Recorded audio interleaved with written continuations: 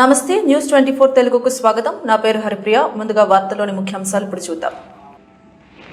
Cantonment అభివృద్ధికి రాష్ట్ర ప్రభుత్వం తీసుకుంటున్న చర్యలకు కంటోన్మెంట్ ఎమ్మెల్యే శ్రీ గణేష్ ప్రశంసించారు. విలేకరుల సమావేశంలో ఆయన మాట్లాడుతూ ముఖ్యంగా ఎలివేటెడ్ కారిడార్ల నిర్మాణానికి సంబంధించి రాష్ట్ర ప్రభుత్వం కేంద్రానికి చెల్లించాల్సిన 303 కోట్ల రూపాయలు బోర్డుకు వచ్చేలా చేసినందుకు ముఖ్యమంత్రి రేవంత్ రెడ్డి కృషి చేశారని స్పష్టం చేశారు. మన కంటోన్మెంట్ బోర్డు సిఇఓగా నిధులు ఇక్కడ డ్యూటీ మన కంటోన్మెంట్ బోర్డు సిఇఓ గారు కూడా మధుకర్ నాయక్ గారిది కూడా కీలక పాత్ర. ఎందుకంటే కమ్యూనికేషన్ అంతా చేయడం ఇవంతా వారికి ఇక్కడ సిఇఓగా పనిచేసిన అనుభవం, వాళ్ళ డిఫెన్స్ వాళ్ళతోటి వాళ్ళ సత్సంబంధాలు ఈ యొక్క అంతా కమ్యూనికేట్ చేయడం తోటి ఇది సాధ్యమైంది. నిజంగా వాళ్ళు చెప్పుకోగలిగితే ఏమైనా ఉంటే వాళ్ళ service charges, election, special funds తీసుకురావాలి. ఇక్కడ గౌరవ ముఖ్యమంత్రి గారు తెలంగాణ ప్రభుత్వమే జియో పాస్ చేసింది, మేము చేస్తామని. డైరెక్ట్ మాటలుగా ఒక్కొక్క పేపర్ గీస్తే కాదని ఒక జియో ఎందుకు పాస్ చేశారంటే పర్మనెంట్ సొల్యూషన్ గురించి జియో పాస్ చేశారు. 14 నవంబర్ 2024 7 నెలలు అయింది. ఇప్పుడు వీళ్ళు నిన్న తీసుకొచ్చారు. 7 నెలల నుంచి రాష్ట్ర ప్రభుత్వం అయితే అప్పుడే ఇచ్చింది కాబట్టి వారేమైనా ఇంట్రెస్ట్ ఉంటే నెక్స్ట్ జనవరి లోపట్టే రావాల్సింది. వారు ఇన్ని రోజులు లేట్ చేసినందుకే వాళ్ళదే నిర్లక్ష్యం. గారు కూడా దీని మీద ఫాలో చేసి కూడా ఈ నిధులు మనకు కేటాయించడంలో ప్రధాన పాత్ర వారిది. ఎందుకంటే వారు ఎంపీగా ఉండే కాబట్టి ఇక్కడ స్థానికంగా ఎన్ని సమస్యలు ఉందో వారికి అవగాహన ఉంది కాబట్టి ఇది జరిగింది. కాబట్టి కేవలం గౌరవ ముఖ్యమంత్రి రేవంత్ రెడ్డి గారిదే ఈ మొత్తం మనకి ఈ నిధులు కేటాయించడంలో.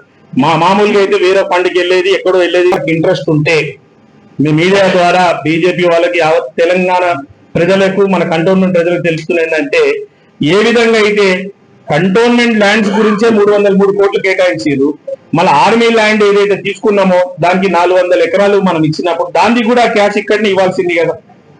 ఆ క్యాష్ గురించి, ఎన్కాష్మెంట్ గురించి కొంచెమైన పాటు ఏదైనా ఆలోచించి ఇంత తీసుకోండి, ఇంత మాకు వాడుకోండి, ఇంత అవసరం ఉంది.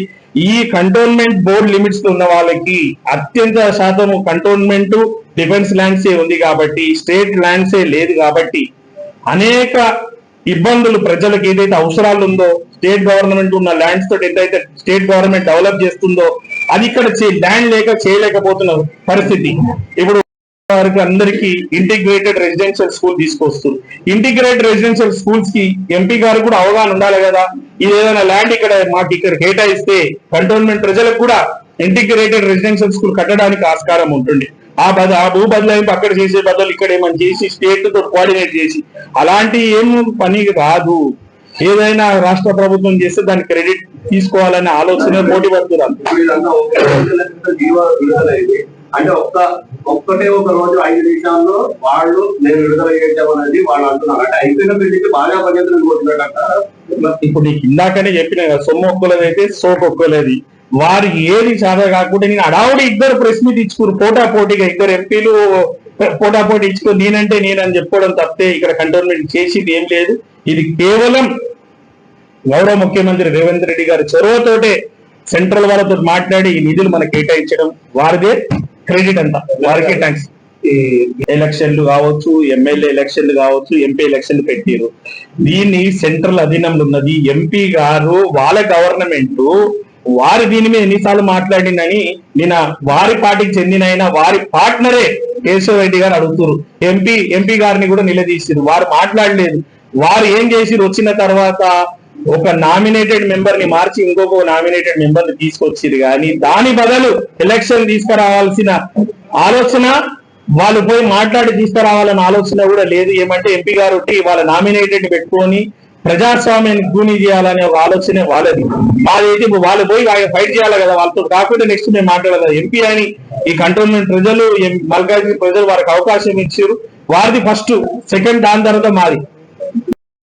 వారు ఆలోచించాల్సింది ప్రజల ఆశీర్వాదంతో ఈరోజు ఎంపీ అయినప్పుడు వారి బాధ్యత వారు తెచ్చుకొని ఈ ప్రజల సంక్షేమం, శ్రేయస్సు గురించి వారి చిత్తశుద్ధి వారు తెలుపుకోవాల్సిన అవసరం ఉంది.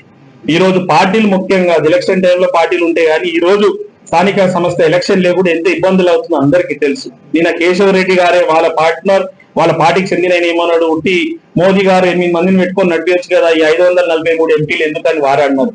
ఇంత వ్యవస్థ అంత అవసరమనే కదా వ్యవస్థ క్రియేట్ చేసుకోరు. ఆ వ్యవస్థనే బీజేపీ ఈరోజు కూనీ చేస్తుంది.